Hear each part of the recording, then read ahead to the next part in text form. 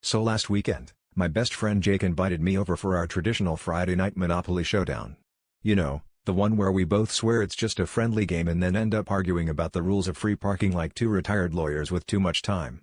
Everything was going pretty normal, except Jake's new golden retriever, Biscuit, kept giving us the kind of side eye reserved for people about to do something illegal.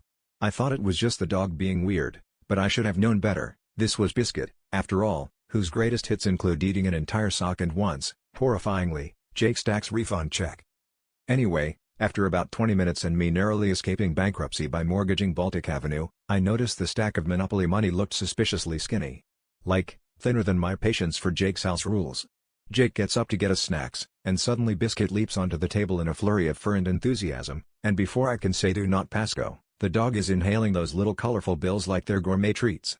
By the time Jake returned, Biscuit had devoured over half the bank, and I was left holding 3 blue hundreds and a chewed-up 5.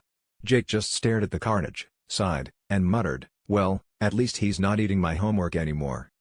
At this point, we're both staring at Biscuit, who now looks like he's either deeply satisfied or about to start printing his own currency. Jake, ever the optimist, suggests we just use real money instead, but all I have is a couple quarters and a coupon for dog shampoo.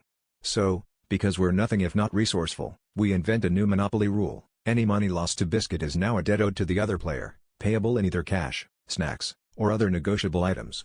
I immediately claim $500 and 2 doggy treats, payable upon bark. Jake rolls his eyes and says, "Fine, but you have to accept payment in installments." Biscuit doesn't have opposable thumbs. The rest of the night devolved into us making outlandish trades involving things like belly rubs, half a bag of chips, and promises to never bring up the Great Sock incident again.